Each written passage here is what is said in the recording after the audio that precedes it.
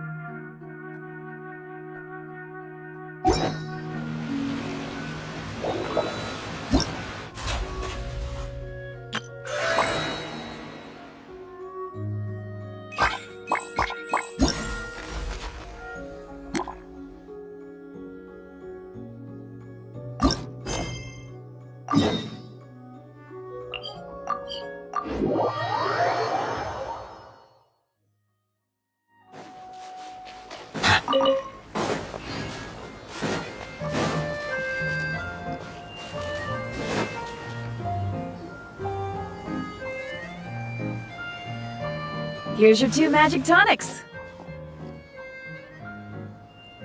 Why, thank you, young lady. And might I add that you're looking quite lovely today. Jean, come on, take a seat and let's have a drink. I ordered one for you as well. But is this really appropriate? I mean... Still worried about Clee? Relax. Albedo's with her. She'll be fine. Kaya and Master Jean! What are you two doing here? Oh, look who it is. The Traveler and Paimon. You must be the pleasant surprise that Miss Alice told us about. Greetings to you both. This is one place I didn't expect to run into you two. The locals here have been talking non-stop about some brave heroes who saved the world. Let me guess. You two have been up to your old tricks. Well, not just us. We only played a small part. You could say we were 2 members of the Heroes Adventure Team. Still sounds mighty impressive to me. As ever, our honorary knight is making us proud wherever they roam. That's right. We received a letter of invitation from Miss Alice, proposing that we take Clee for a vacation in Fairyland when work dies down. I wasn't sure what she meant by Fairyland at first, but if my eyes are not deceiving me, she was being quite literal. Clee ran off excitedly as soon as we arrived. I'm a little worried about her, but Albedo insisted he would look after her while we do our own thing. We could hardly say no to such a considerate offer, so I took it upon myself to bring Jean to the nearest tavern we could find. Any excuse for a drink, huh? Well, we are on vacation. It's only fair that we get to indulge ourselves a little. You're right. I should make an effort to relax and unwind. It's what Miss Alice would want, after all. Oh, wait, Kaya? What exactly did you order from the bar? The house special, of course. Best way to get a taste of the local culture.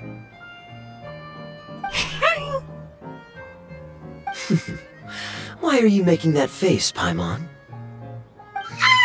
Nothing.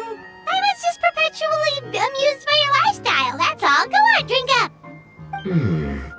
Something tells me I need to tread carefully here. Let's see, it's got a lovely color, but how about the taste? Ah.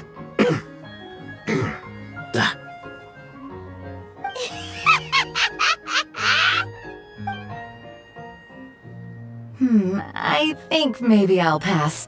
But it's such a shame to waste it. All right, Paimon.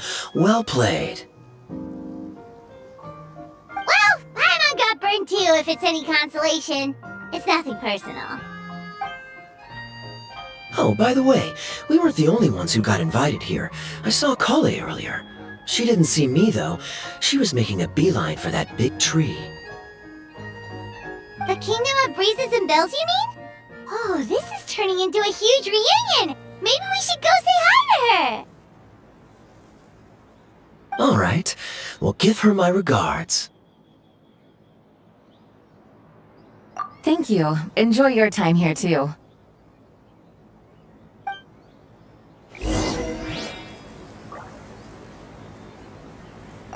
So the magic tonic here is just writing ink? What a weird and wonderful world. Ah, Miss Citrus, do you happen to serve any beverages here that don't contain magic tonic? Of course we do. What flavor would you like? Sunsetia. Jean, you want in? Sure, I'll have the same, please. Sounds good. 2 Sunsetia drinks coming right up.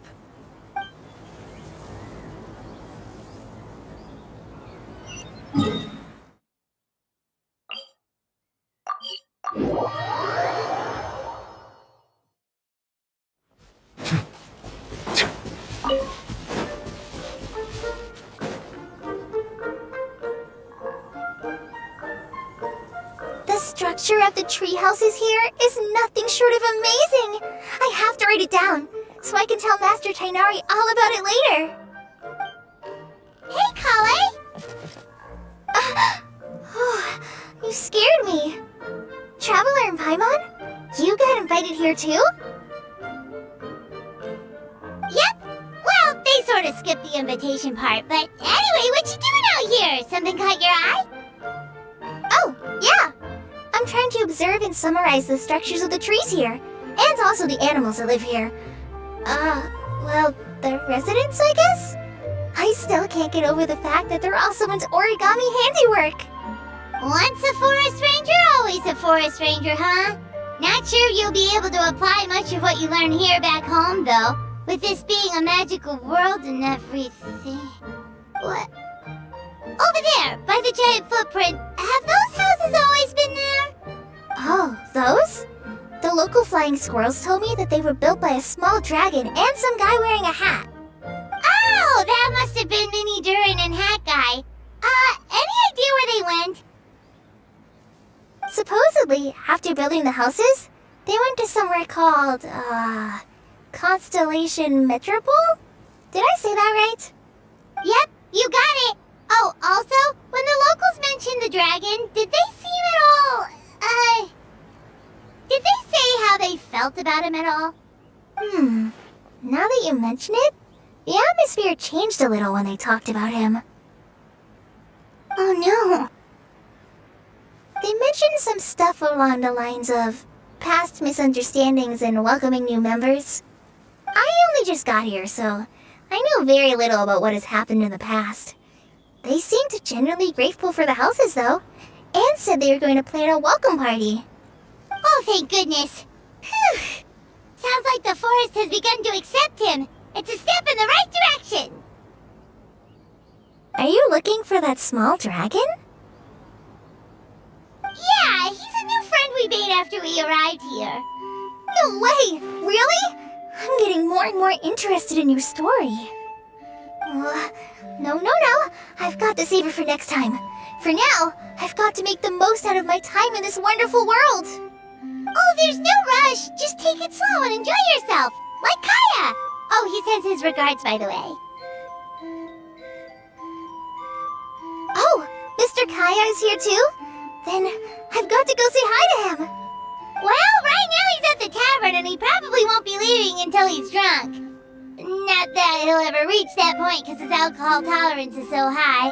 Basically, it's Kaya. You know where to find him. You make a good point, Paimon. Then I'll focus on exploring for now and go catch up with him later. Shall we go pay a visit to the Metropole Traveler? Maybe Minnie, Durin, and Hat Guy are still there. Oh, right. By the way, something pretty interesting has been happening in Sumeru recently. Master Tainari has been working really hard on it, so if you have time, definitely go and check it out. Sounds good. We'll find some time in our schedule. Of course. See you later.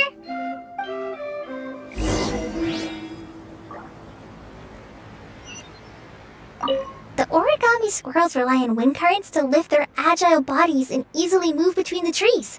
This has created a truly unique ecosystem. Oh no! I'm running out of pages on my notebook.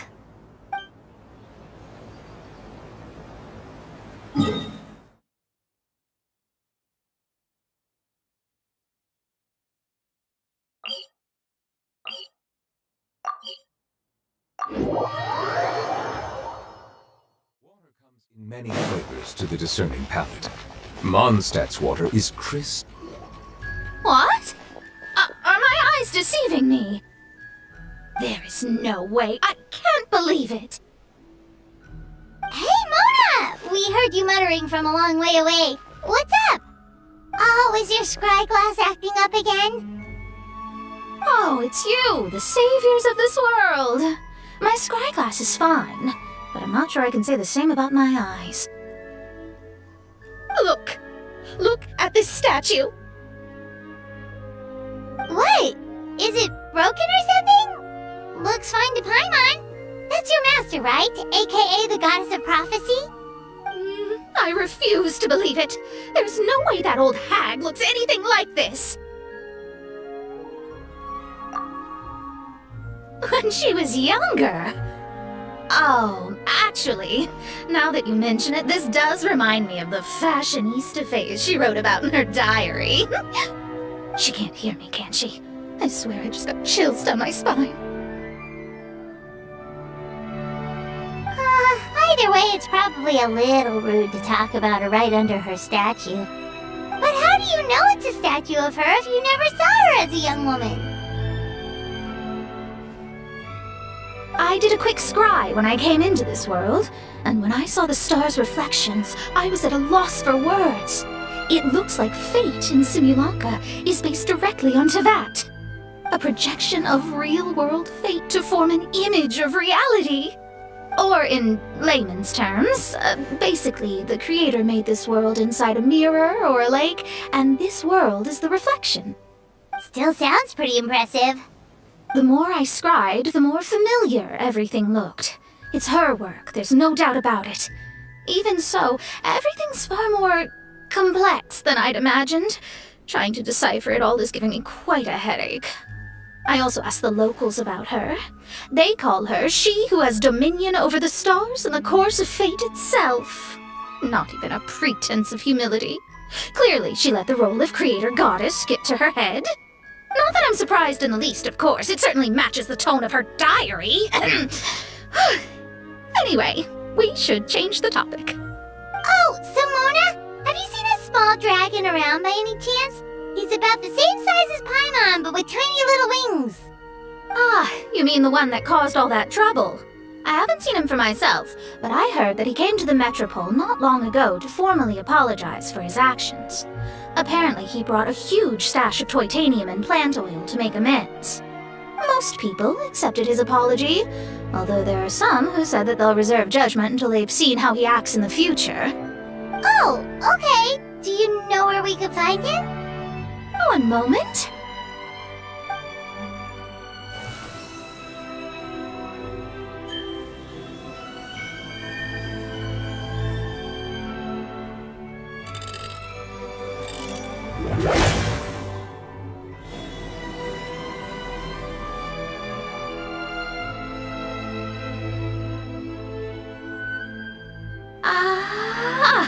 It looks like he's at the Broken Sea. There's a big group of people with him, too. Cool! Wanna come with us? We can introduce you? I think I'll sit this one out. This might be the closest I ever get to meeting the old hag in her youth, so I think I'll spend some time seeing what else I can glean from her grand design.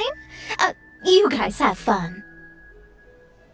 Anytime. We'll be off now. See you later, Mona!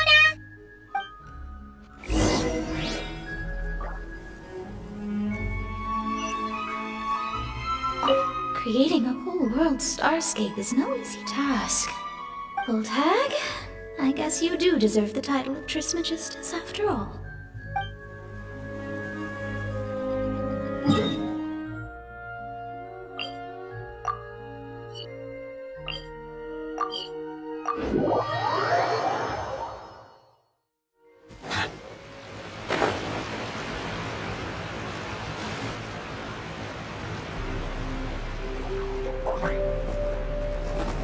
Osvaldo Hafnavines! Does thou see what I am seeing? Tell me that my all-perceiving Aug der Verurtelung deceiveth me not! Your eyes see true, mein Fräulein. Very well. Then, as sovereign ruler of the Immenachreich, I extend to you both my greetings, O Night Dragon from the land of the Thousand Stars, and his hat-wearing servant. Who did you just call a servant? What mein Fräulein means to say is, hello, it's a pleasure to meet you. Pleasure to meet you too. But Hat Guy's not my servant. He's my friend. Now you're over-explaining. Hat Guy, Mini Durin! Found you at last! Whoa, and Fischl's with you too? Oh! Greetings, Outlander blessed by the Immenachreich! How honored you are to meet your prinzessin beneath the stars of another sky! Clearly a decision made by fate itself. Mr. Honorary Knight, Paimon!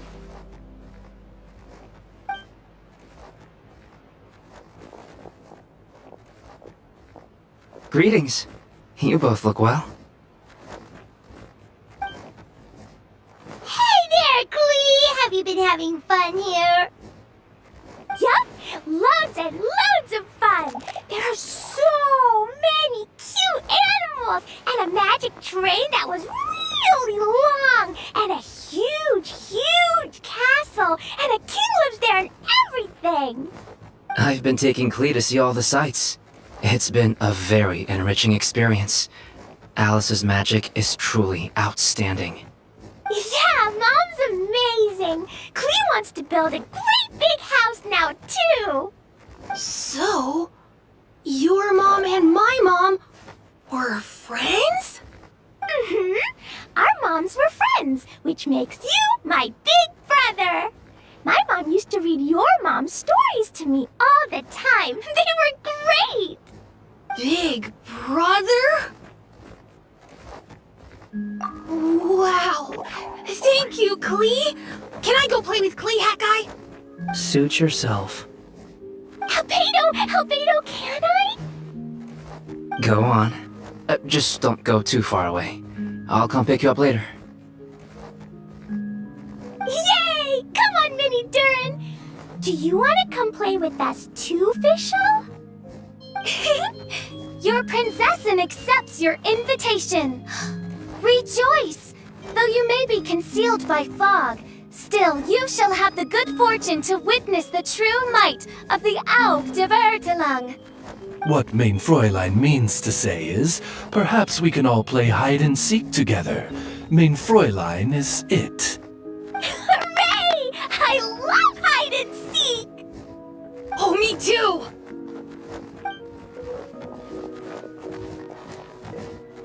To return to our previous discussion, Mr. Hat Guy, you were telling me about a prophecy? I heard B talking to M. What she said was, Since you're so persistent, let me tell you a secret. Our child will one day rise from the dead. Is she saying that Dragonspine Durin will come back to life? I only heard it in a memory, so don't hold me to it. Understood. My recent observations at Dragonspine lend credence to this prophecy as well. Durin's heart has slowly but surely been growing in vitality. The process is extremely slow, but the trend is clear. What should we do? To start with, plan for every potential scenario, including, of course, the worst case scenario.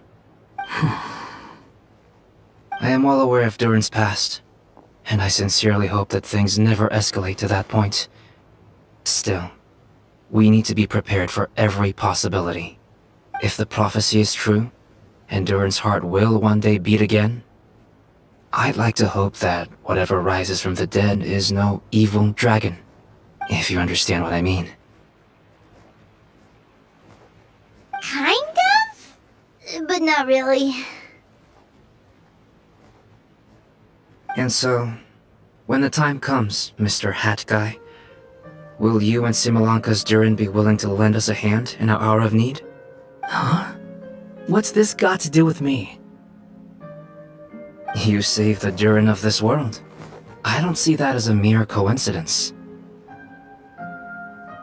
If there is any meaning to be read into the actions of the three goddesses, beyond fairy tale whimsy alone, I can only boldly speculate that the fate of this reflected world may have a reciprocal effect upon our own world. If Durin of Dragonspine will soon come back to life, we will need many Durin's help, as well as yours, given that your fates are now intertwined. Well, that's a nuisance. To be sure, it certainly won't be easy. Albedo! There's a flying paper ship over there! Can we go see it together, please? Sure. 2 seconds, I'll be right with you. Please give my suggestion some thought, Mr. Hat Guy.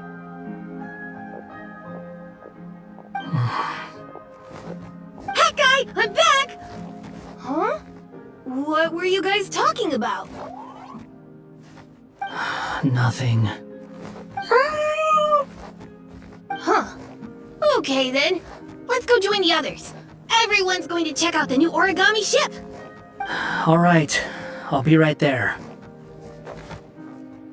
Why would I be? Do I strike you as someone who cares about other people's issues?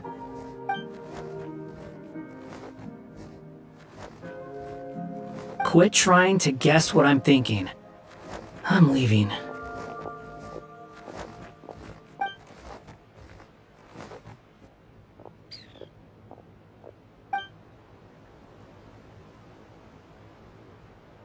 Aww, what a lovely little boat! The forest fairy helped us make it. I just realized there's a lot fewer people around the Broken Sea now. Guess most of them have made their way back to the Metropole. Does this boat have a name? I can't see one anywhere. Huh? A name? Every boat has a name. At least, all the ones I've seen before.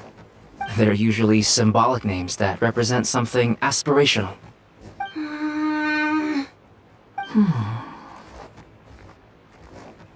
Let's go with the Durin. Huh?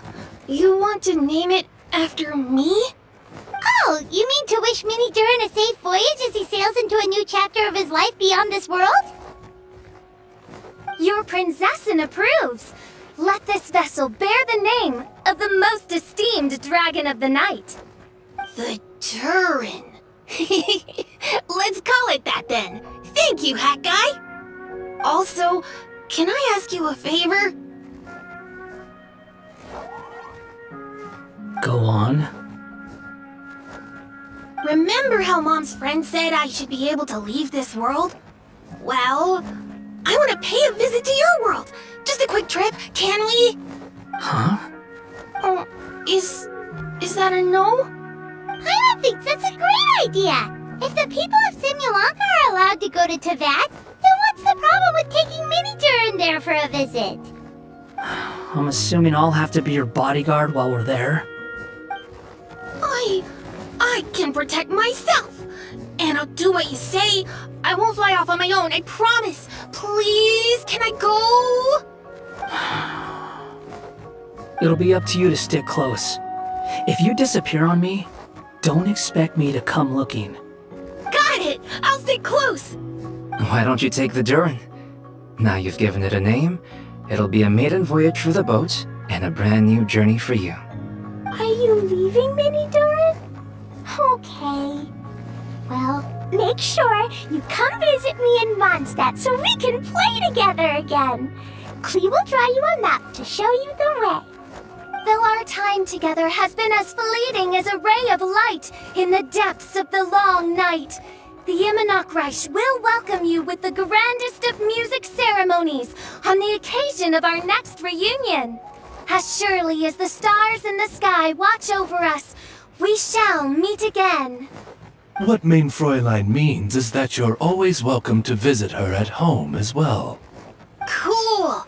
Ah, I have so many new friends now! I'm so happy! Are you done yet? If you want to leave, then get over here. Thank you, everyone! Thank you so much! The blessings you gave me are more precious than any treasure, and more beautiful than any fairy tale! Next time, it will be my turn to make your wishes come true!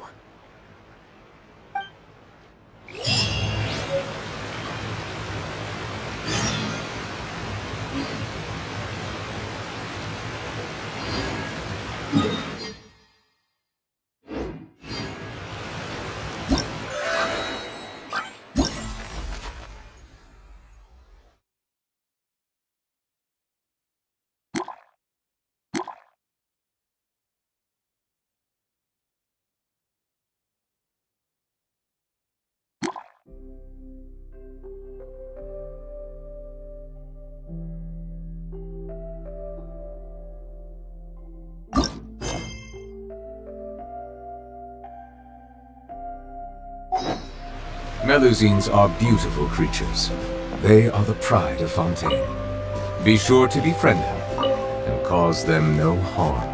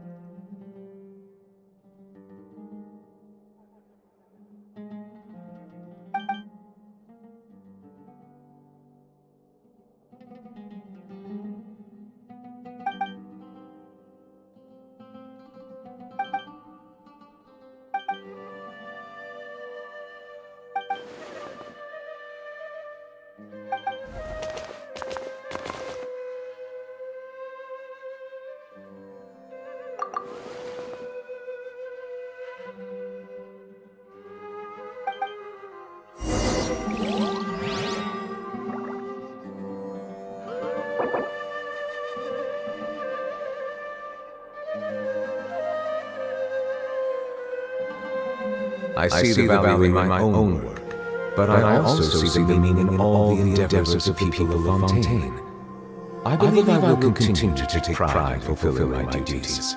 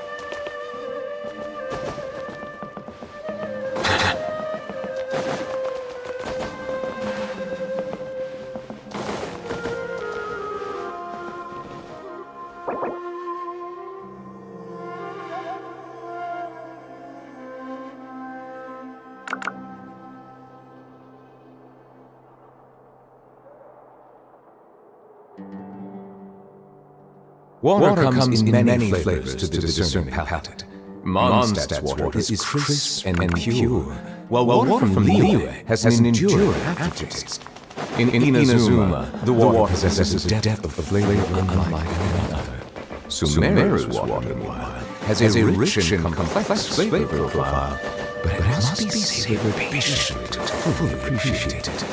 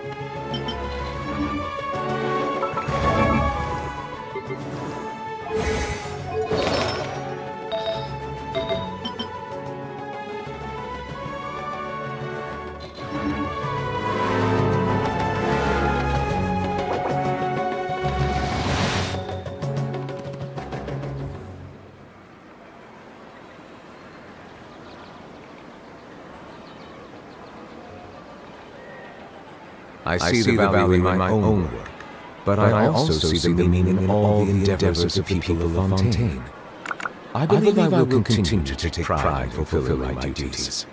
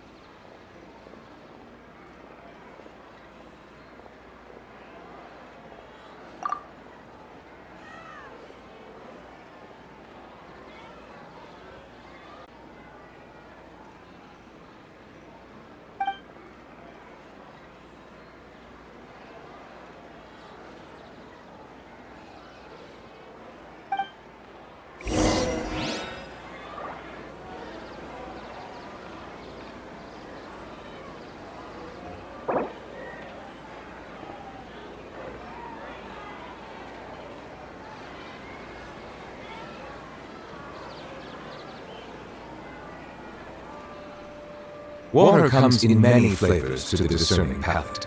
Mondstadt's water is crisp and pure, while water from Liyue has an enduring aftertaste.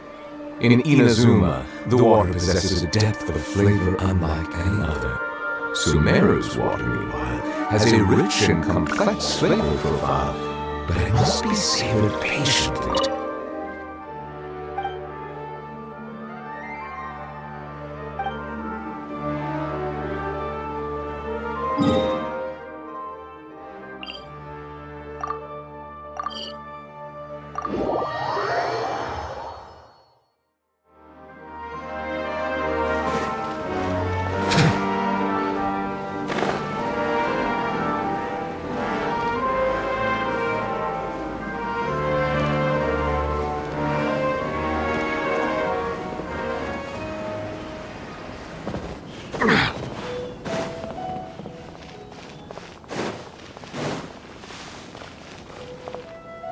Oz, reveal thyself!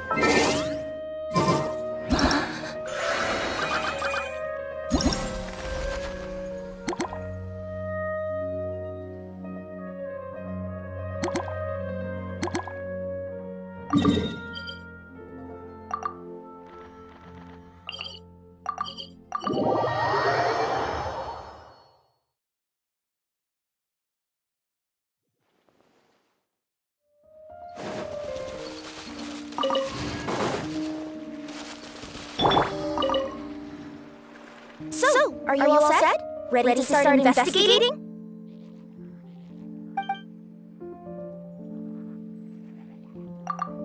Great! Let's go! I've delivered packages all over, but I've never seen a mysterious fairy tale world like this before.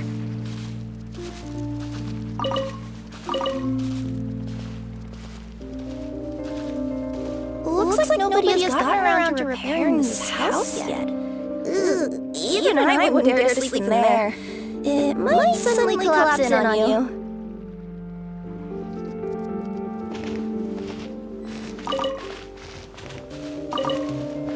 Nothing to see here either. Maybe we can find someone to ask? Aha! Over there! I bet we'll find some people there. Let's go take a look!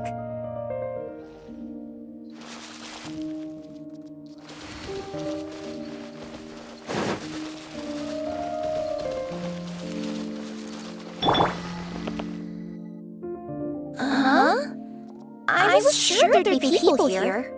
There once was a goddess who ruled over fate. Before she died, she left 3 riddles for the kingdom she had created. What? Who said that? Long story short, on this day, a sentient feline, an outlander, and a diminutive pixie arrived on the scene. They saw a narrow path off to the side. Okay, but which side? Yeah, if you give ambiguous instructions like that to a Komiya Express courier, they give you the parcel right back and tell you to write the delivery address more clearly. Despite how obvious the answer was, the perplexed pixie and the flummoxed feline struggled to work it out. Although perhaps a small part of the blame could be attributed to my dull narration. Alright, let's try this again. The path on the left-hand side seemed to give off an enticing fragrance, as if to say, this is the way to wealth and glory. Ooh, that sounds like the start of a good story. Then what? Then what?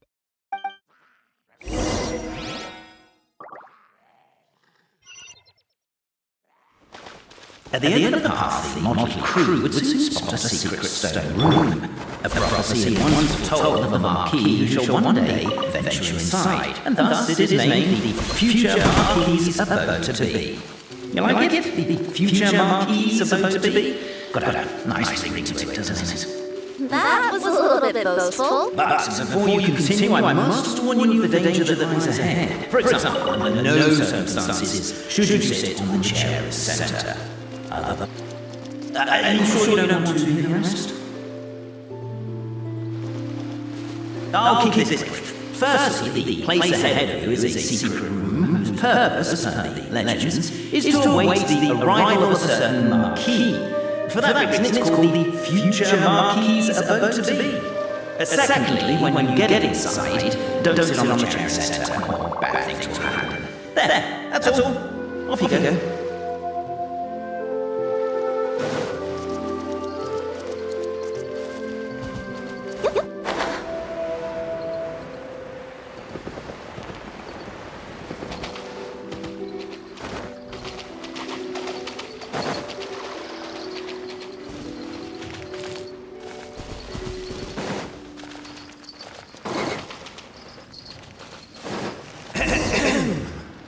So many summers, winters, springs, and falls, and now at last a hero hither strides. This realm knows not what lies beyond its walls. Its secrets mystify the world outside. Wait, new voices. Who are they?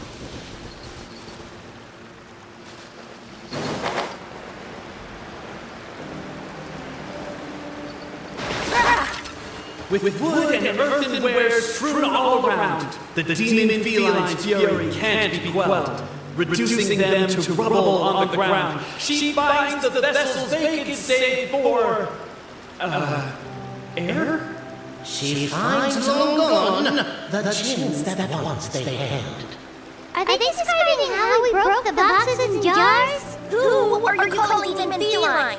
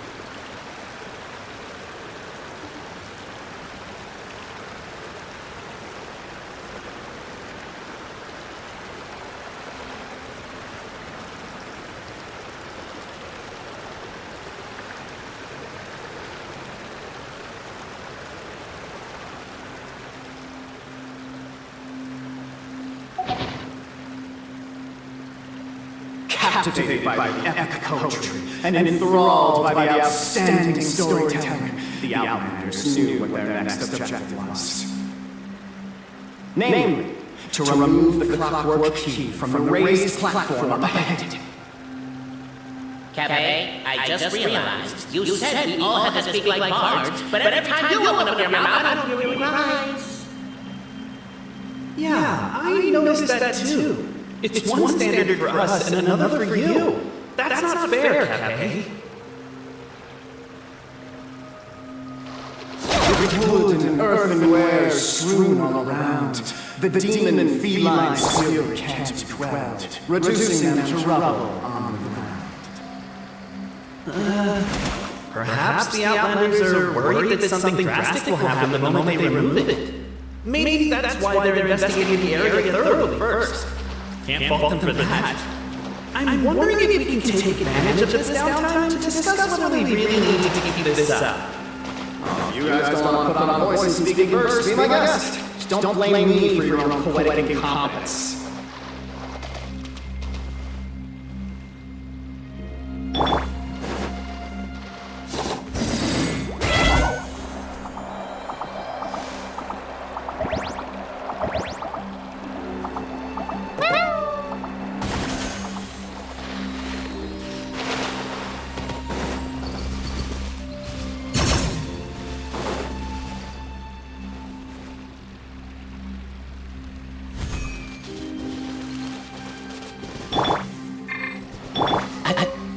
Strong as stone, firm as steel, the Outlander pulls, but it does not yield. This has happened many times before, but this time is different. A thought enters the Outlander's mind. Attack! Attack! First weaken the structure, then seize the treasure!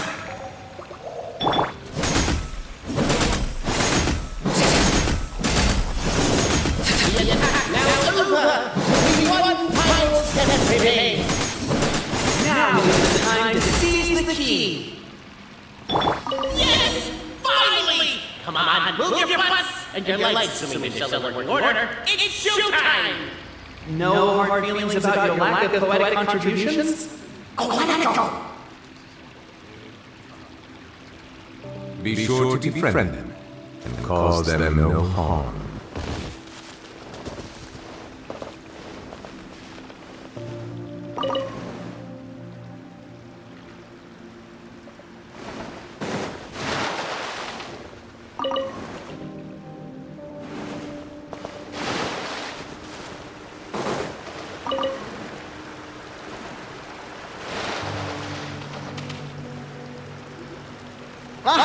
Welcome, esteemed and noble Outlander. Allow us to introduce ourselves. We represent the three great clans of this realm, having been selected as its authorized historical supervisors. Our purpose being to await the arrival of one such as yourselves, who shall remove the clockwork key. My name is... You're Cafe, he's Albizi, and that's Bobarano, right? You've done so much talking that we can already tell you apart by your voices.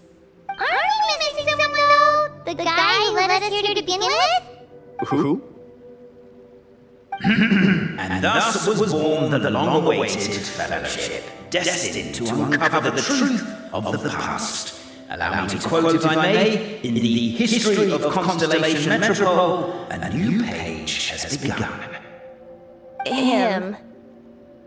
Well, there's no fourth person, so which of you is the ventriloquist? Come on, out with it! We've never heard that voice before. But he sounds like he'd be good at reading bedtime stories to children. Whoever it is, I don't know and I don't care. Forget about him. We have far more important things to focus on. Like where our journey goes from here. That key you hold is the pivot point about which the past and present of the Metropole revolve. However, between our three clans, there is some dispute over the historical record. Each clan has its own version of history, detailing the clan's origins and the tale of the Dragon of Old. And unfortunately, we don't know which one is the truth. Dragon? You mean the one that's been acting up recently? Oh, no, not that one, you adorable little pixie. When I say Dragon of Old... He means a dragon that would be really, really old if it was still with us today, but it was defeated in ancient times. The new one has nothing to do with our clan history. Was that supposed to be a joke? Anyway, so you've been waiting for someone to remove the key so you can finally explore the truth of the past? Not just explore it, but argue incessantly about it. Honestly, I don't care that much. Cafe's the one who's always bothering us about it. What we need to figure out is who resolved the dragon crisis. We have to know that before we can decide which is the supreme clan. The moment you removed the key from where it was lodged, you became the honorary Marquis. We humbly beseech you, noble Outlander, noble Traveler Marquis, we ask you to help us. You and your talking Puss in Boots and the pale floating pixie. Puss in Boots? Are you serious? It's better than demon feline, but still... Embrace it, my friend, embrace it! Most cats don't wear boots or speak, do they? I'm not even a cat, I'm a Nagata! Now that you know the word, I expect you to use it. Please allow me to lead you all to a sacred memorial site. It will be much easier to explain what needs to be done once we are there.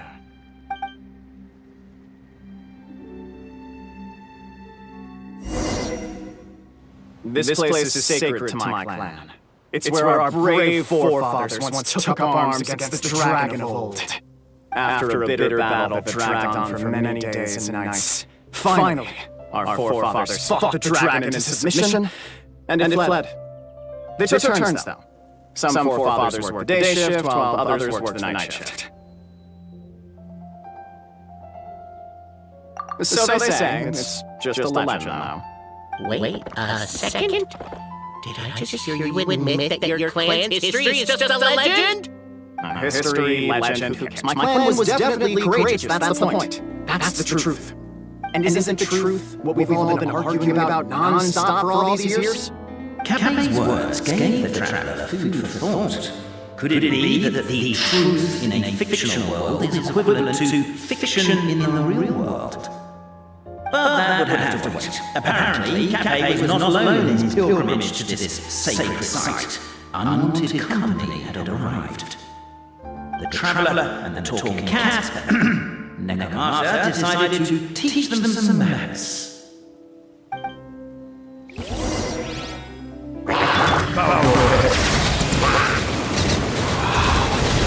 True display of heroism and valor.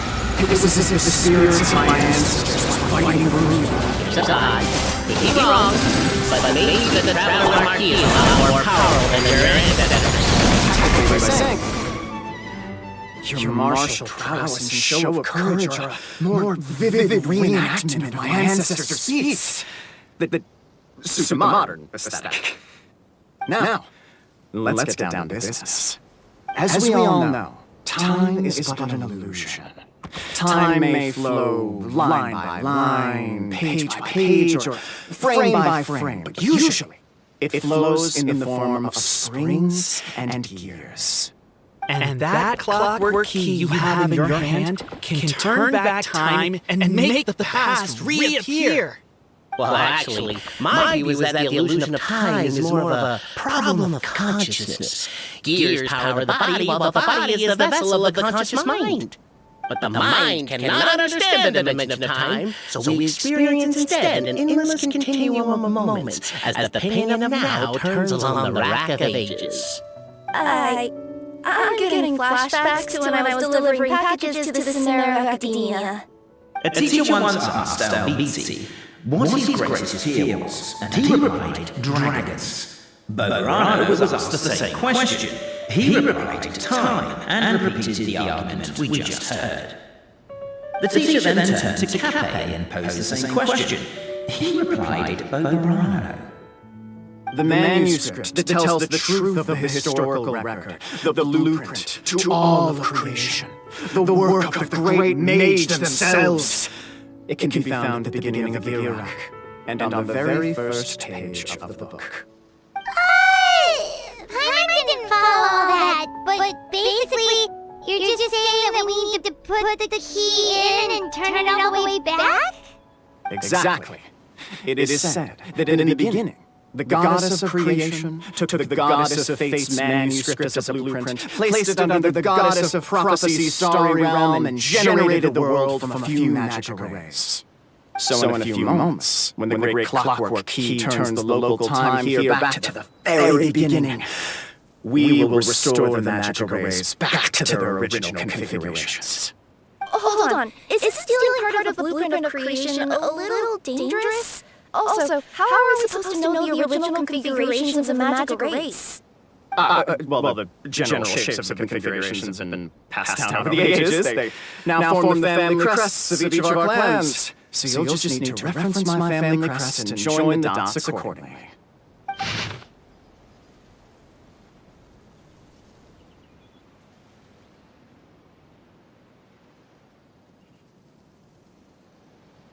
To address your other concern, when the house has already been built, do you really think that taking away the construction crew and blueprint will cause it to collapse? The Traveler Marquis prepares to insert the great clockwork key into the nearby keyhole.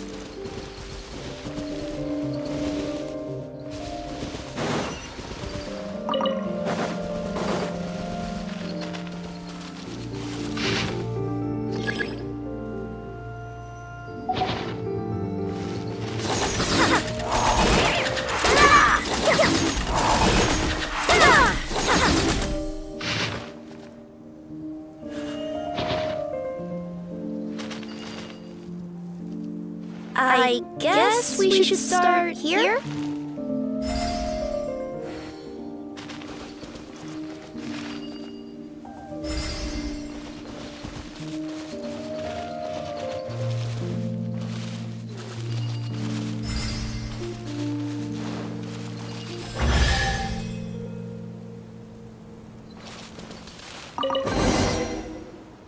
Behold, the sacred writings that record the truth of... No, wait. That have shaped the truth of history. Gather around and let us bear witness.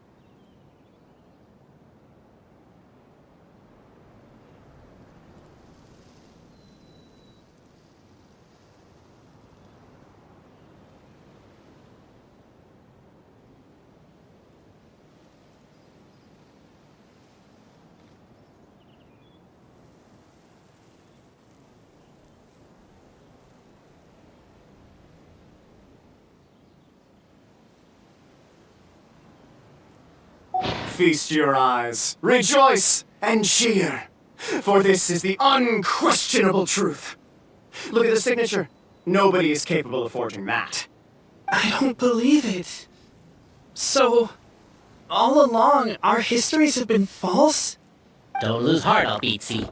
It does not follow from his is true that ours are false. That might be the most bogus logic I've ever heard. But keep up the mental gymnastics, Boberano. Been waiting for that look of jealousy on your face my whole life, and I'm gonna savor it.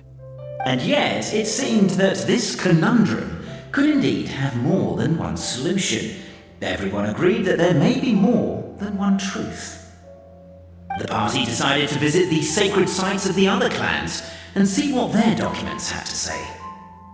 Isn't a narrator supposed to remain detached and objective? It feels like you're forcing a narrative agenda on us here. Well, whatever. I'm in a good mood. Let's do it. The instructions say to repeat the process 3 times, and besides, I'm looking forward to watching you both be sorely disappointed. Let's do my clan next. I'll lead the way. We'll need the key again, right? Let me see if I can pull it out. Yoink!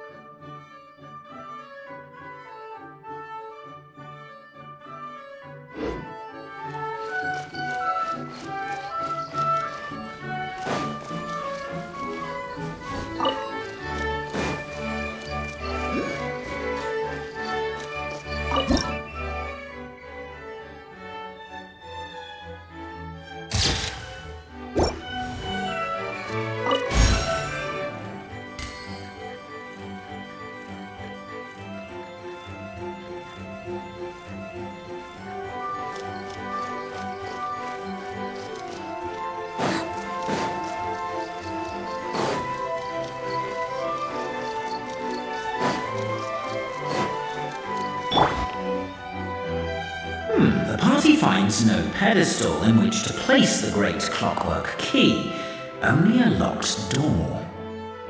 Where's your clan's pedestal?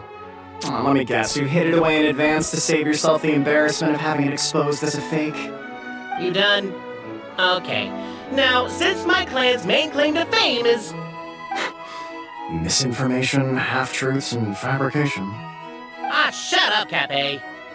Shut up, Cafe. I swear, if I wind up dead one day, the murderer was Bobarano. Let those be my last words.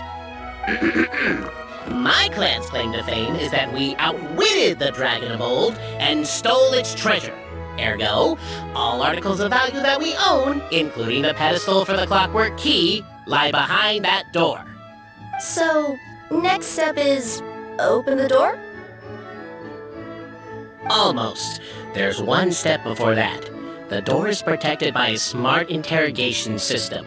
We have to answer its questions, and if we get them wrong, we will alert law enforcement. Jeez. Well, do you at least know the answers? The correction fluid of time has dyed white the pages of the Book of Wisdom. No, I don't know the answers. But worry not, I had a quick word with the constabulary in advance. They'll ignore the alarm if we get the questions wrong, so answer without fear.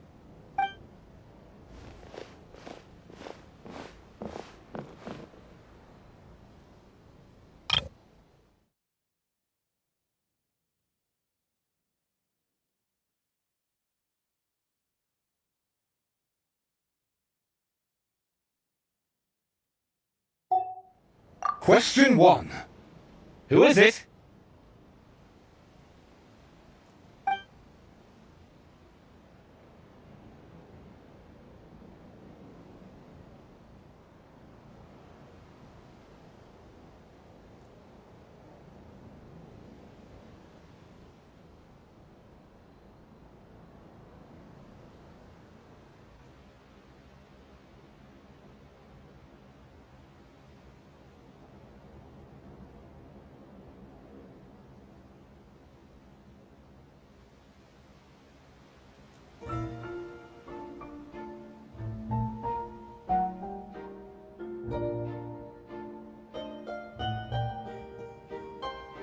That's actually quite an amusing approach. It's probably not going to get us anywhere, but I do admire your sense of humor and your commitment to it. Question 1. Who is it?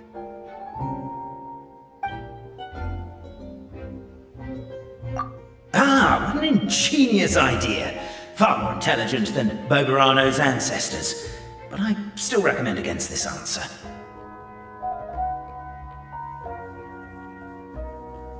Question 1.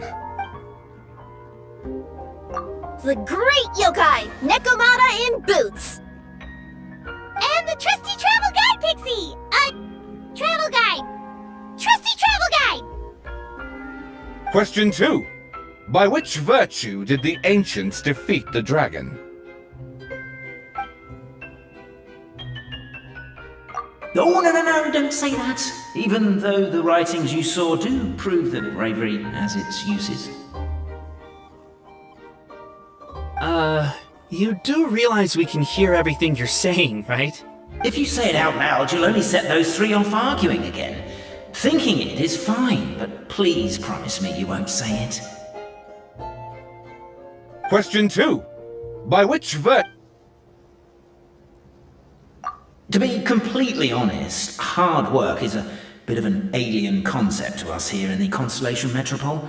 We have hardware and we have clockwork, but not hard work. Question 2. If this is the right answer, I swear I'll... Correct! What? A barefaced lie. Question 3. Which is more real? The fiction of the outside world, or the truth of this world?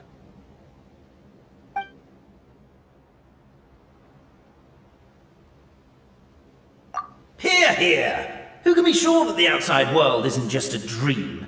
And that when the dreamer wakes up, they won't just find themselves inside a novel? There is no way to know, therefore both are equally real. All correct. You may have the key pedestal. Traveler Marquis, you know what must be done. Please insert the great clockwork key.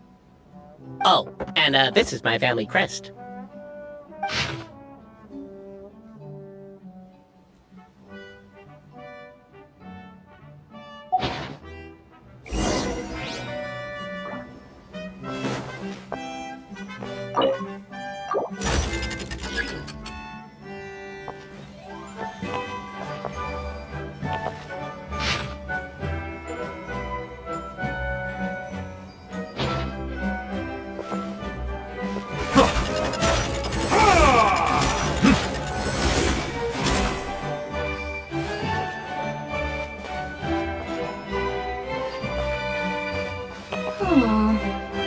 we really need this one?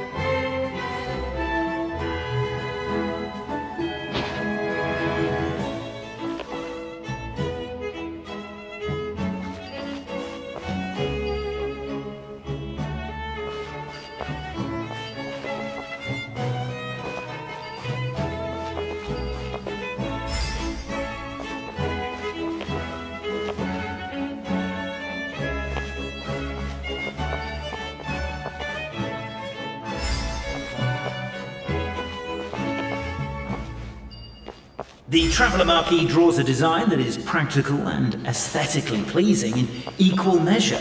One thing it is not, however, is correct. I think you should take another look at Bobarano's family crest and have another go.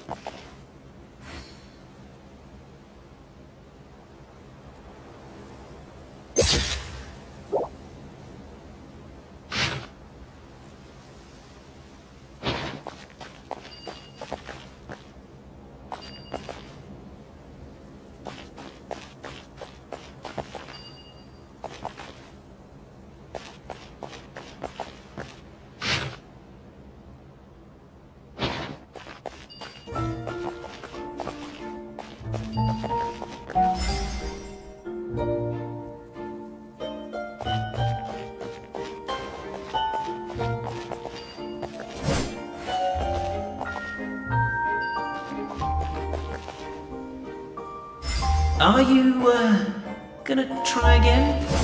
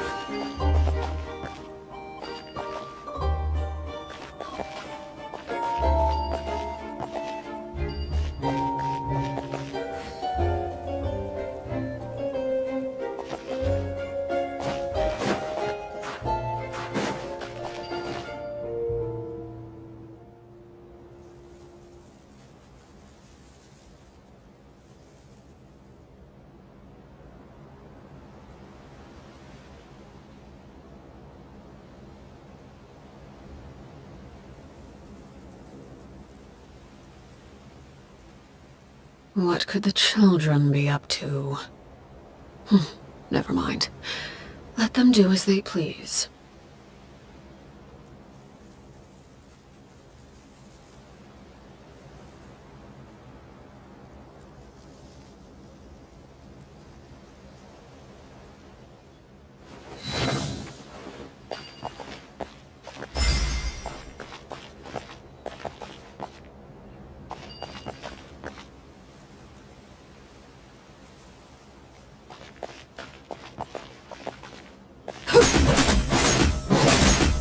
Are you, gonna try again?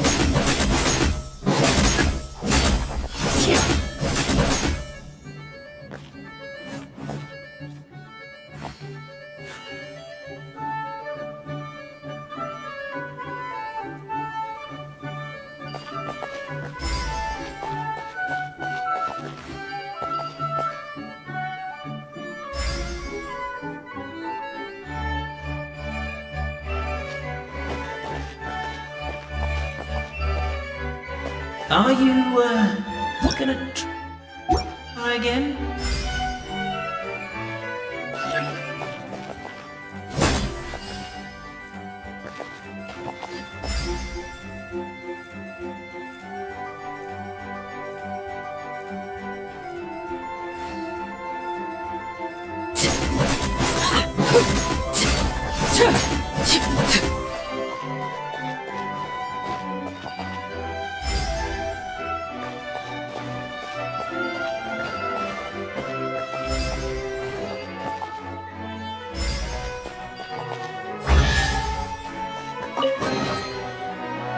Now, let me see what elaborate fiction the Clan of Wisdom was able to conjure up. If anyone's listening, I would like to submit these as my last words. I surrender. I'm the one who murdered Cappy.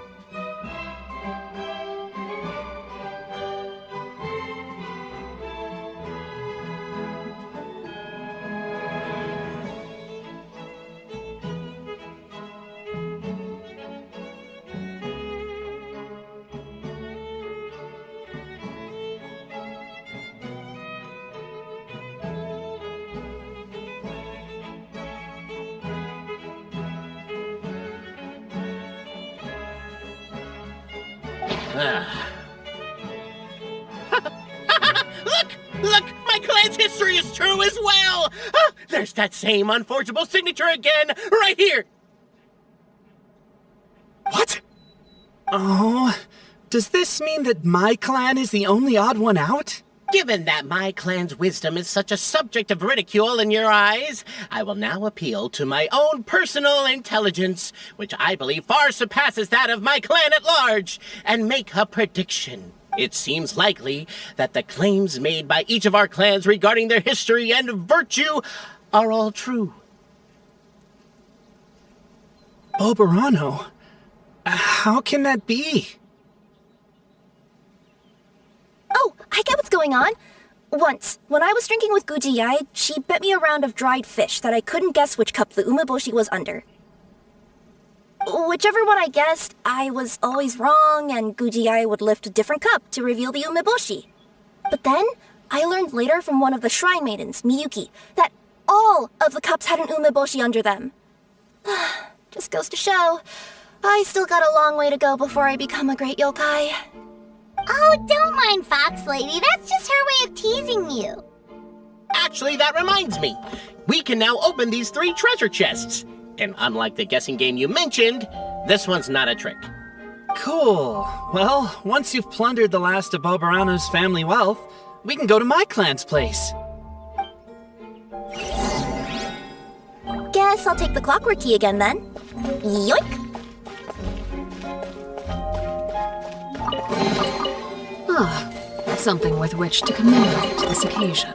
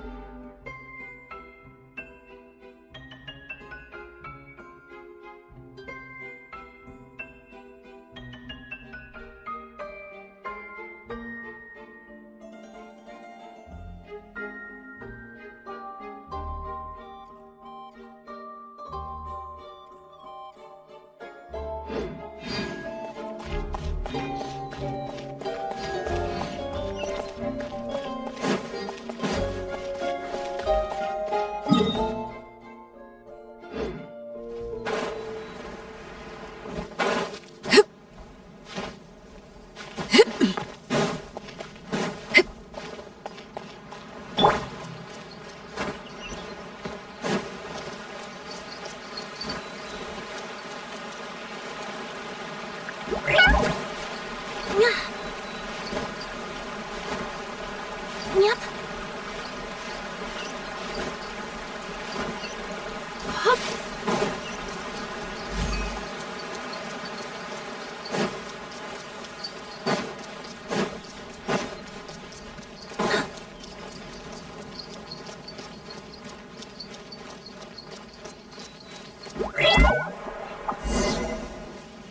The cohort of truth seekers followed Albizzi to his clan's sacred site. They arrived to the site of a giant guard towering over them. Up ahead is my clan's gigantified guard. He can be a little pig-headed, and he's incredibly strong. Your weapons won't even scratch him. Wait, but wasn't Kappei's clan the one that's all about strength? So, what do you guys believe in then? Oh, the guard is one of Kappei's people. Size is a coveted trait in the clan of strength, after all. Mine is the clan of empathy, and our key contribution is growth serum. What's empathetic about that? Our ancestors believed that, just maybe, the dragon of old didn't mean us any harm at all. Perhaps the dragon simply didn't notice us, since we are so very tiny. So, they drank the growth serum and grew even larger than the dragon. Then, they set the dragon down, calmly explained their perspective, and eventually taught it how to empathize. The serum isn't what it once was, though. Nowadays, it doesn't make you grow all that much, and it actually makes you lose your empathy. So, I advise we take a detour. Despite Albizzi's words of caution, somebody, no doubt, has other ideas. Surely we could avoid a conflict with the guard, they think to themselves, if we could just try to understand one another. You could, of course, just take the path to your left and go around. But some people are gluttons for punishment. It's all part of the experience, I suppose. Everyone, I have returned. I come with the long-awaited Marquis and their followers to search for the lost origins of our clan. Well, we weren't told anything about that this morning. Get out of here. Leave us alone.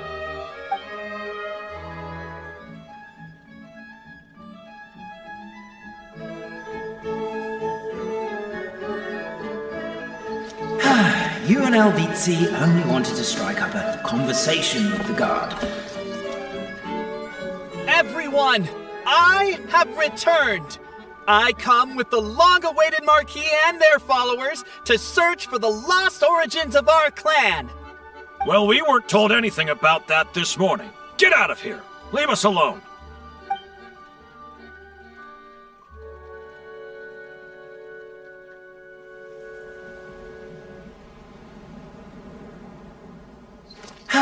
You and Albizzi only wanted to strike up a conversation with the guard. But since greeting you wasn't one of the items included in today's schedule, the relationship quickly soured. If you're just looking for a way in, why not consider taking the path on your left?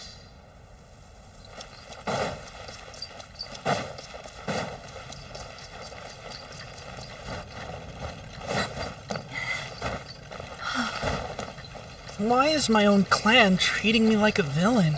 You've been away too long. We all have. Feels like we've been waiting forever.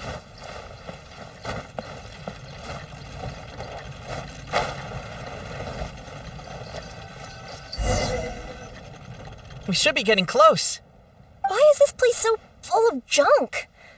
Are you the kind of people who never throw away the box when you buy something because you're worried you won't be able to return it without the original packaging? We'll never find the Oracle Pillars in all this mess.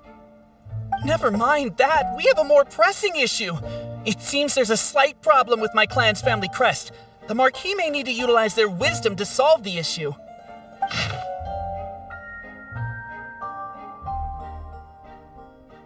Wisdom too, huh? Well, you guys have a bit of everything, don't you? Except empathy.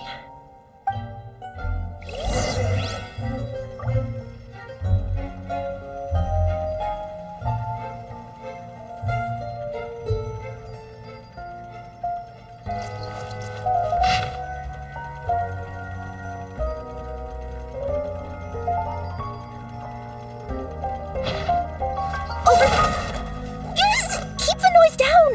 We don't want to alert the guard.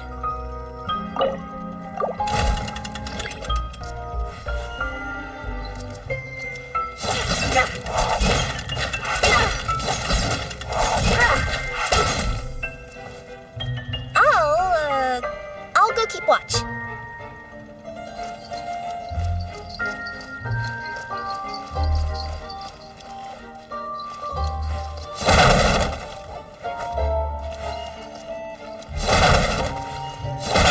Can't you destroy the boxes a little more quietly?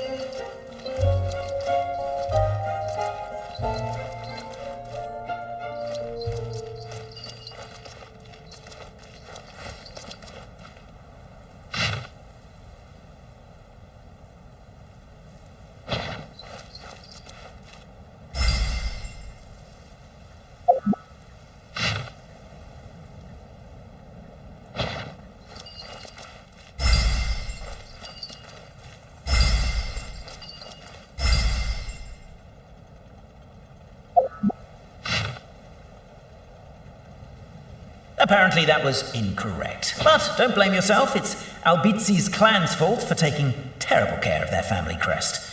How could they let something so important get so dirty?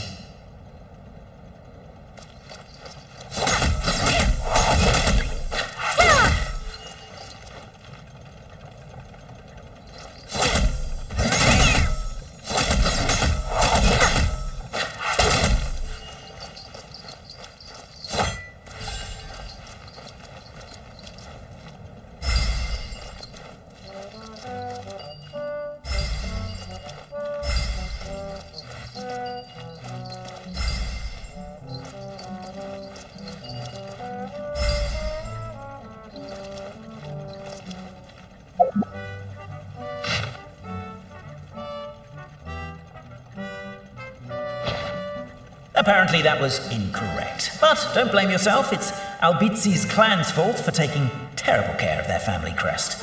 How could they let something so important get so dirty?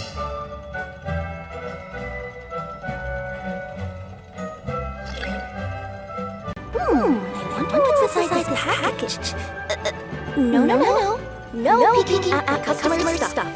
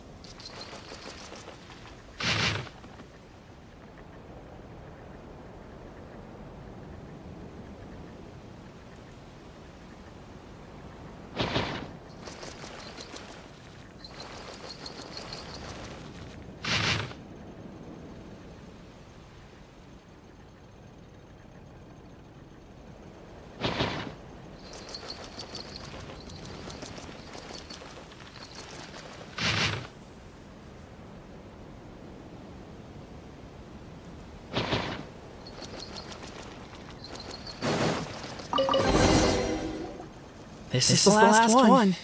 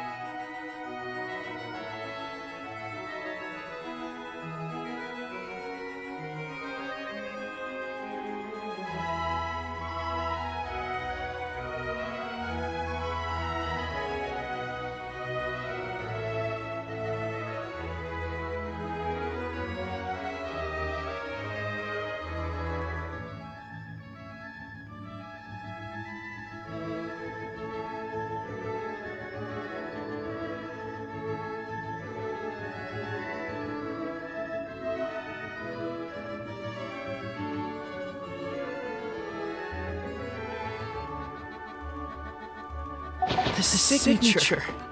So it's true. Empathy is one of the founding virtues of Constellation Metropole, too. Just as we suspected, all three are the truth. Okay. Well, this is a lot to process. I feel a little empty inside. Yes, we found the truth, but there's too much truth. I get you. It's like in Inazuma, when there were only 6 books in the Mirage Warrior series, it was really popular. But by the time book number 88 came out, nobody wanted to read it. They all lost interest. A brief moment of joy is drowned out by a growing feeling of melancholy. But perhaps there is a glimmer of hope to be found too? Anyone? All right, I'll say it. How is it the case that these 3 versions of history can all be true at once? That's exactly what Paimon was wondering, but Boboron kind of already explained it away earlier. So Paimon was worried she'd look stupid for asking the question. It's not a stupid question at all, my dear little pixie. While I did postulate that different truths may coexist, there is an issue when it comes to these 3 truths in particular. The problem is, all 3 truths are the history the exact same thing, namely the dragon and the Metropole's origins. Yet all 3 bear the signature, showing that they're genuine.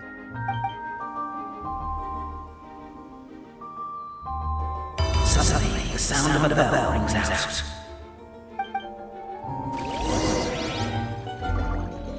The bell! It rang once! What does that mean again? Yes! Highest level of emergency! Everyone to the main entrance! Stat! Bring on the glue traps! And place them outside the gates! The whole city is on the lookout, and there's only one way out. It's the path right in front of you.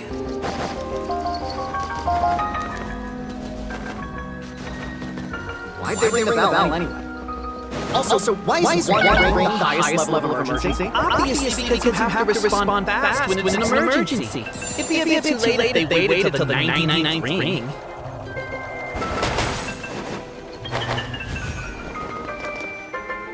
They're outside! After them!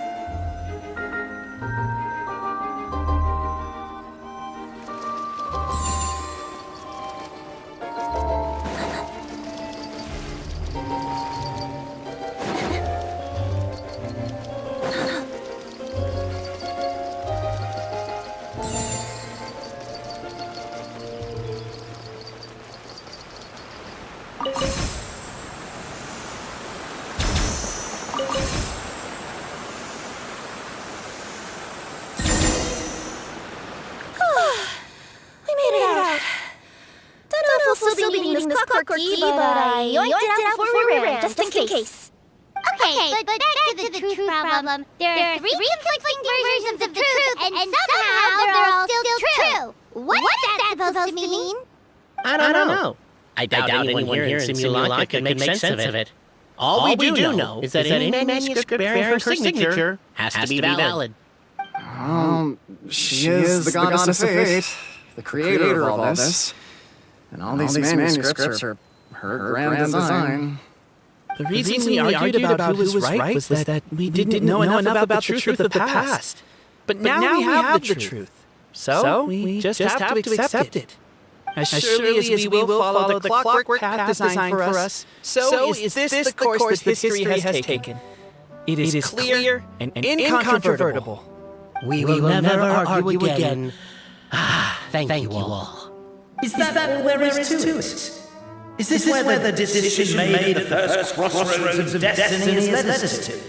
A pointlessly happy ending? Overthinking it would be equally pointless? Well, that's enough for one day. Time to take a break. Could you be any more cryptic? You're planning something! I knows it! Whatever happens, today was a breakthrough in my journey of discovery. I will go back and share it with my clan. Me too. And me. Let's leave it there for today then. I'm sure we'll find out what else Mr. Narrator has planned for us tomorrow.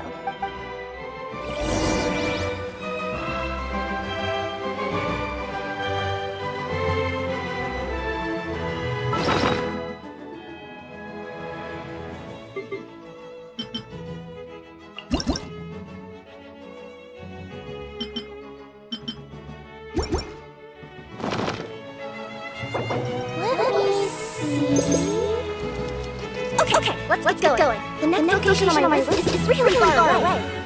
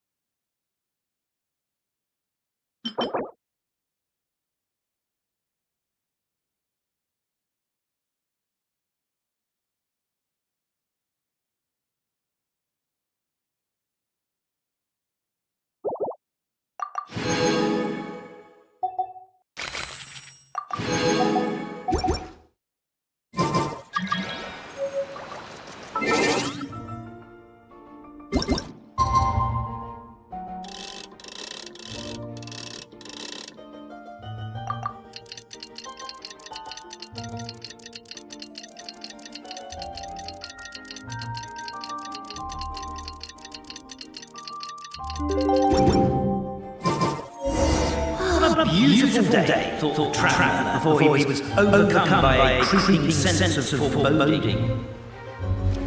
The voice in his head grew louder. Must go to Pendulum Lane.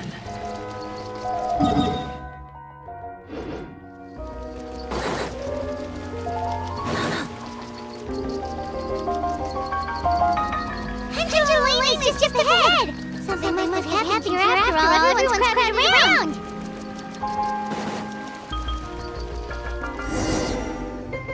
Oh my god, this is terrible! I don't understand. The three great clans of Constellation Metropole have finally made peace with each other. Who could have done this? What happened? Oh no, someone's lying on the ground! Cappy! How did this happen? Captain, you idiot! Wait up! You need to revise your last words or everyone's gonna start suspecting me! Last words? What did he say? If I wind up dead one day, the murderer was Boborano. You could have at least pretended to not remember it. I'm sorry, Boborano, but this is an interrogation. I have to give the detective straight answers. Don't worry, Boborano. I don't consider you a suspect, nor do I have the authority to charge anyone with a crime. So are you the last people to have had contact with him? My sincere condolences. You were travel companions, right? It's a real tragedy. I'm afraid he'll be out cold for another hour and a half at least. Huh? Yeah, I know. It's despicable. Hitting someone in the back of the head is the second worst act of cruelty there is. The first being replacing their gear oil with extra strong glue. So, Cappy's not dead? His gears, metal frame and shell are all still in excellent condition. His energy supply has been all messed up. Wait. But surely you can't be suggesting just because Cafe isn't broken, there's no need to go looking for the culprit. No! There's the idiot you need!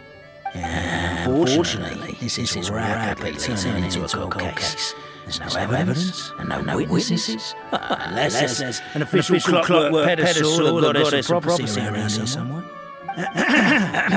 Excuse me. Then suddenly the long-lost dragon of old flew across the sky. Where? I didn't see anything. Wait, why can't I move? My mistake. It was just a cloud.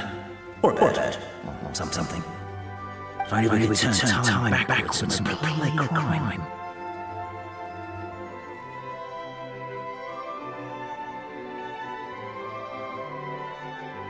Isn't that one of those clockwork socket things right behind you? So it is. No wonder everyone here is suddenly struggling to move. Traveller, if you please, let's recreate the crime scene.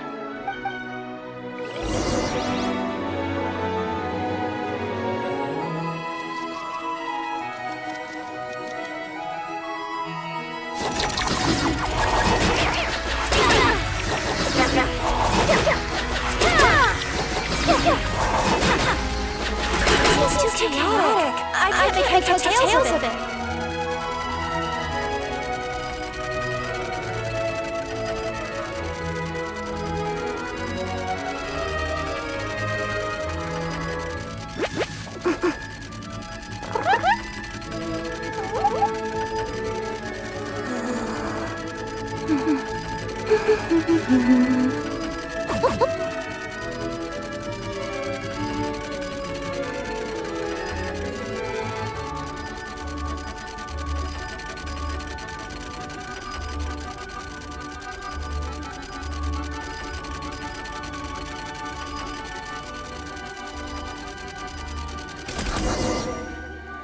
Well, that cleared it up. Cappy was walking along the street, and he suddenly collapsed. He was faking it. What? So case closed? Aren't you supposed to investigate a little more first? We literally replayed the crime scene and saw it with our own eyes. There's no need for any evidence gathering or powers of deduction now. Besides, maybe the truth is inherently strange by nature. Like how Constellation Metropole has three histories, each of which is the truth. But didn't you say Cappy was struck in the back of the head and knocked unconscious? For all I know, he could have bashed his head against the toilet bowl before leaving the house. Then walked here in a daze before finally passing out. As for why he might have done that, my guess is...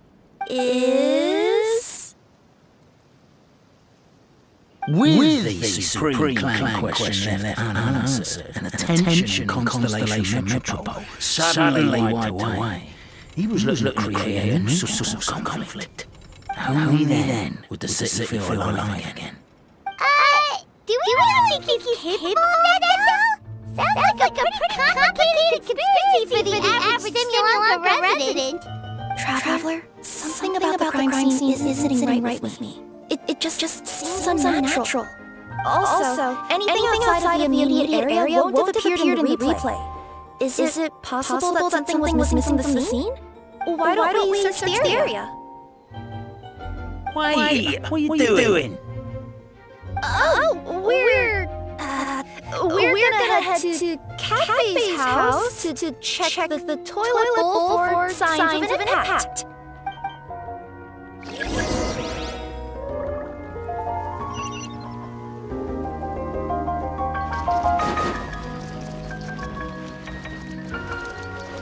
Pickaxe? What is he doing right down here? There's gotta be a story behind it. Let's take it.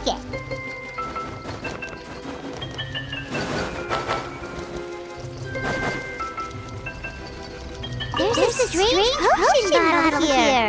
Looks so weird. Let's take it.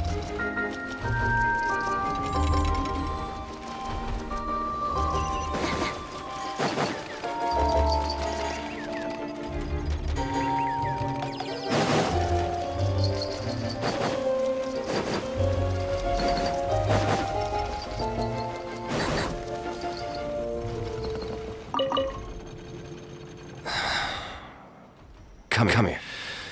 Whatever it is we're looking to buy, please do come back tomorrow.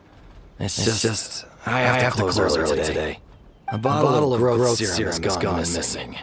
If someone's stolen it with the intention of harming others, the consequences could be disastrous. There's a whole investigation into it, so I gotta close the shop while I do an inventory count.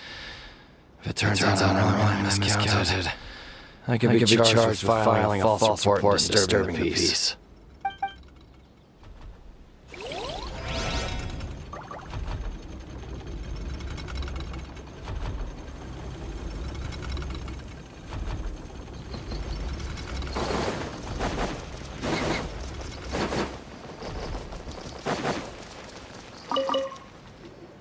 Hello there. Have you seen my spear by any chance? Someone was shouting about a dragon a minute ago, and I instinctively threw it into the sky. Yeah.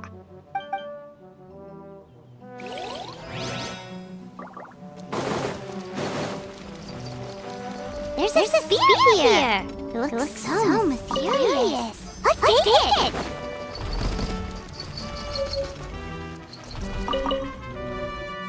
You're not from these parts, are you? Just visiting? Yep, that's right. Why? What's up? Well, I was going to offer you a great job in the titanium mines. A safe and secure working environment. Doesn't sound very safe. At least not as safe as being a courier. To keep the titanium ore intact, we use specially designed pickaxes that can't cut through it. Even if you struck a person with it, it wouldn't so much as leave a scratch. And in terms of labor intensity, the work has been rated as Class 2 physical labor by a reputable organization. Even cats can do it. I'm not. Never mind. I give up. Welcome to Paimon's world. Mind you, I don't know what happened today, but somehow a pickaxe has gone missing. Maybe one of the giant guards broke it down, so someone took it to perform a rapid resuscitation procedure. Sounds pretty brutal for a first aid technique. Still, a missing pickaxe. Is it just me, Traveler, or does it seem kind of suspicious?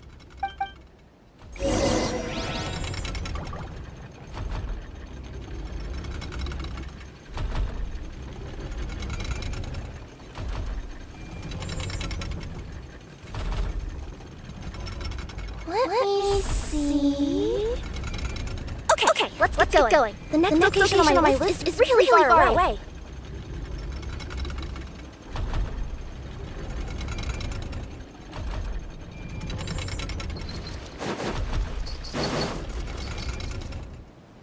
Let's say one of these was the weapon used in the assault. Which one do you think it is?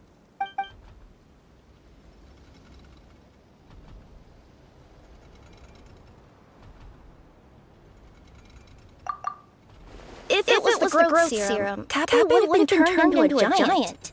Also, the bomb probably would have shattered when it hit him. We would have seen the debris on the ground. Let's say one of these was the weapon used in the assault. Which one do you think it is? If so, there's no way his head would still be in such good shape. He'd have a big dent in the back.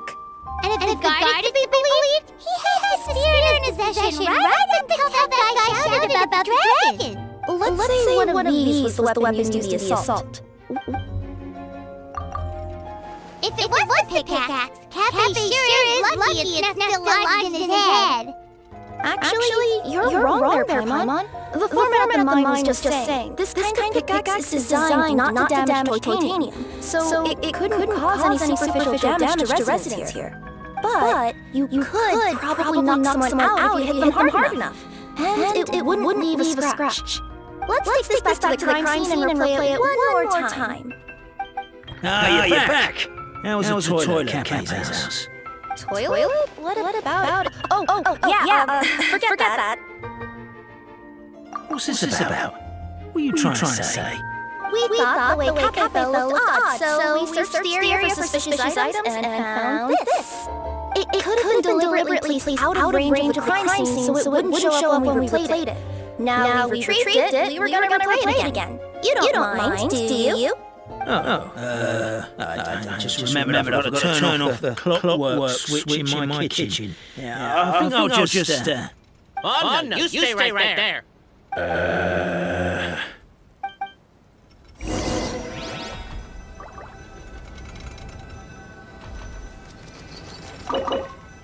We should be good now.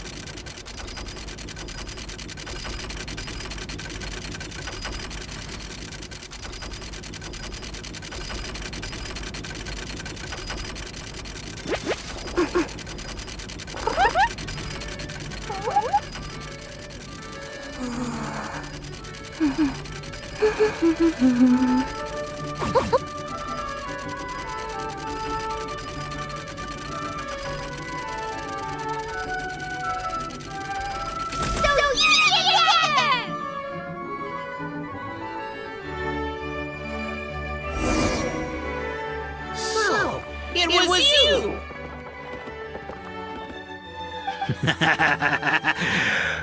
I will congratulate you for cracking the case, but since I did such an abysmal job of covering my tracks, didn't exactly have your work cut out for you. So, all I can say is... Catch me if you can!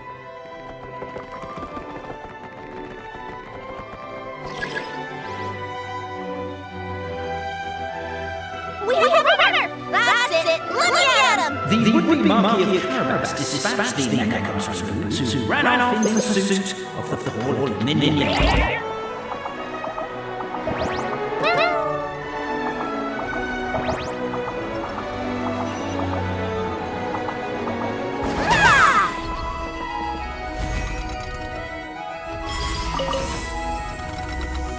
Minion fallen lower back was protesting painfully against the intense physical activity. He decided to take the act, giving him a moment to catch his breath.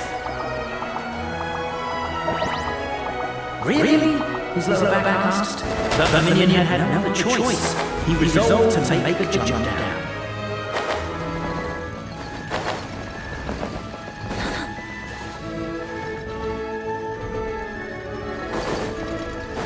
By this point, the necromancer in boots was gasping for air. The minions huffing, even more loud. But willing at it. I'm not! Don't underestimate the gold-level courier, the Company Express! A characteristic cat spots from the necromancer. Tell me, what do you hope to gain from believing me? I get to let off some steam! Ha! You fell into my trap. In fact, all the glue in this world is created by me, using my narrator powers. I make it in the residents just gather what they need.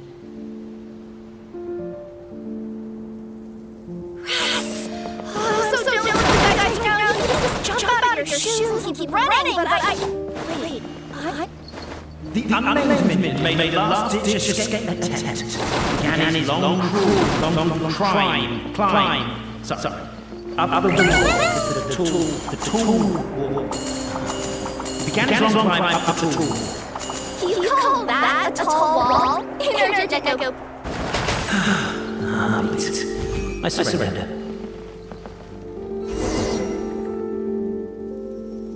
You've got nowhere left to run. All right. I confess. That was fast. Getting caught by you here was a backup plan. I don't know if what I've done will make things better or not. Time to come clean. I am the narrator, the one who's been guiding you all this time.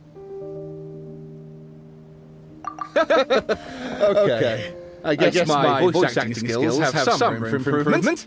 Anyway, I only did what I did because... Why are you suddenly spilling the beans? I poured my heart and soul into all this. I was worried you wouldn't ask.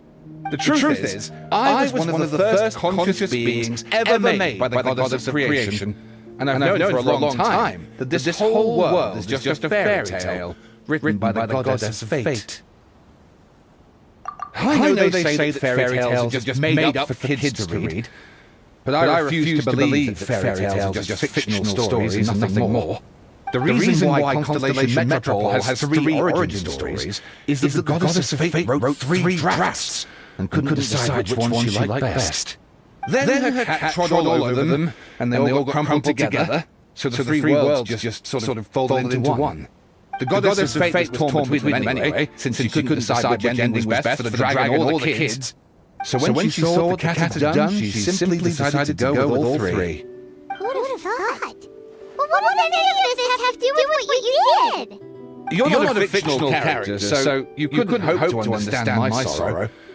Honestly, I don't think there's anyone in all of Simulanka who would understand every day that I experience, every interaction I have with another person. Is it really all just a work of fiction? The only reason the three great clans wanted to find out the truth was for the pointless task of electing the supreme clan. I thought that once they'd learned the truth, it might make them curious enough to investigate further. But as it turned out, they just accepted it and carried on living the same old lives. I have to motivate them to keep looking for answers now that they think they've learned the truth. I have to make them uncomfortable with the superficial explanation that they took at face value. And I have to figure out, once and for all, while you real people from the outside world are still here. Are we real? That's my full confession. Time for you to take me back. I'm guessing I'll probably be forced to make a public apology, then sentenced to half a day in solitary confinement. I definitely deserve half a day. Oh, also, pass this message on to Cafe Bobarano and Albizzi, if you could. The Great Clockwork Key was originally put in place jointly by the ancestors of the three clans. If the three of them had any ability to cooperate whatsoever, they'd have been able to remove it by themselves. Over all these years, not once have they ever tried removing it together. Oh, my poor child. There's one thing you've been mistaken about this whole time. Whose voice is that? Detective? Was that you? Your voice is actually pretty good. The reason fairy tales are suitable for children is that they help them to understand the world. Fairy tales may be works of fiction, but at their heart lies an internal logic that is undoubtedly real-world truth in a condensed form. Perhaps they simplify good and evil, and perhaps they hide the darkness in metaphors. But let there be no doubt. The world within fairy tales is as real as can be. And by extension, you and your compatriots are also real. Goddess! Is it really you? The line that separates footnotes from narrative can never be crossed. Never the two shall meet. This is why you have never heard my voice before. But now you wish to break free from the story, and there's a cat nearby, so you can hear my echo. Just your echo?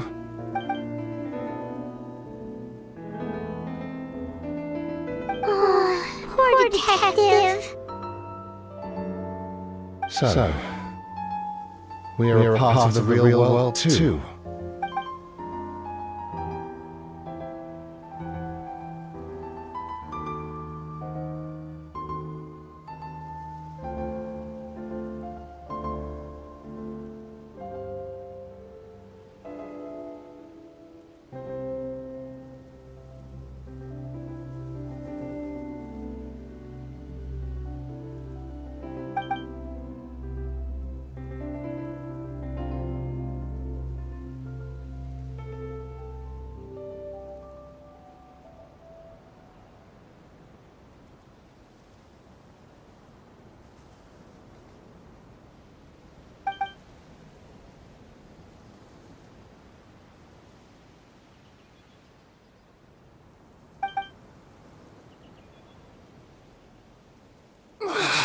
My head's spinning.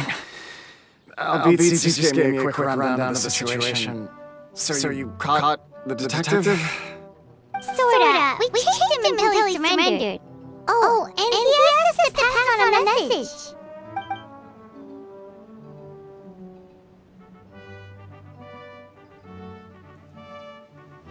Does he really think we didn't try that? Because we did, after 6 months in that place. That was my bad. I thought it was a stupid idea at the time, so I didn't really exert myself. I also sort of stopped trying after 3 years. Never mind. I'm partly to blame as well. On the second attempt, I just tugged the key and pretended like I was pulling as hard as I could. You guys are so lazy. My granny's neighbor's pet cat has nothing on you and it spends all day, every day sunbathing. Anyway, you said you heard the voice of the goddess of fate at the end? That's amazing. There is a world beyond our own after all. What would you guys say to taking a trip to the outside world sometime? Otherwise, I got bashed in the back of the head for nothing. Depends. We either know how to get there, but yes, I agree we should go. And not invite the detective, just to annoy him. But maybe the reason we've never worried about whether we're real or not is that, unlike him, we weren't there to witness the creation of this world. We've never had any reason to doubt that we're real. If someone ever convinced me that these delightful dimwits, Cafe and Albizzi weren't real, I'd be devastated.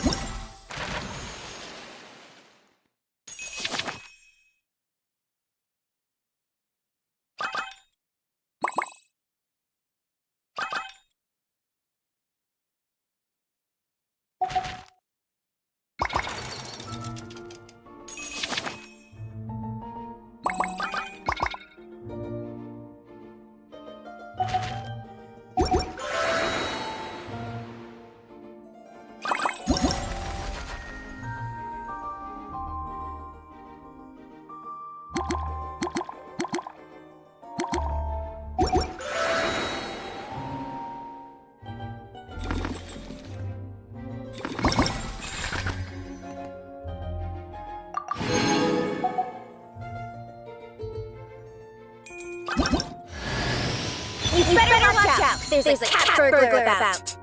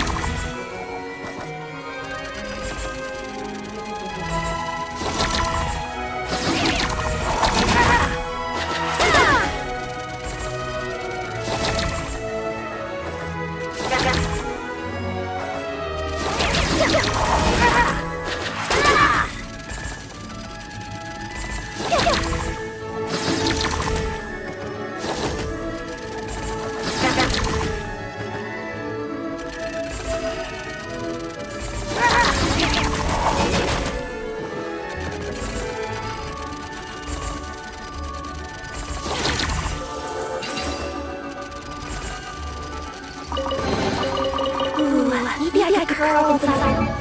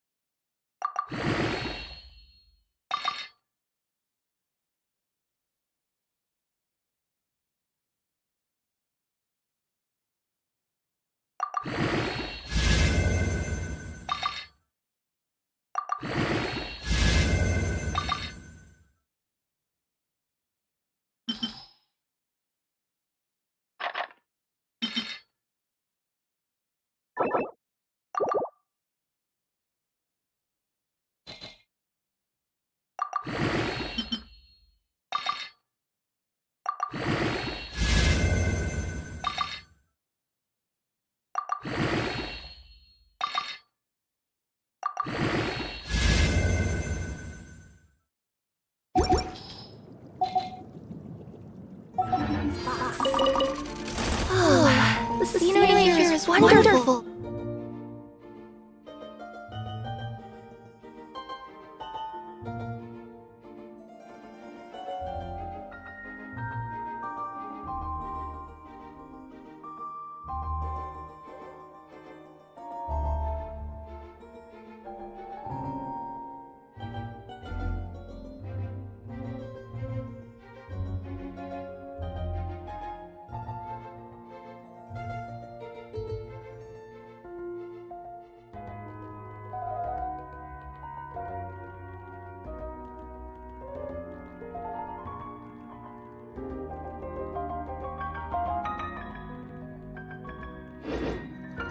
I've landed the perfect job.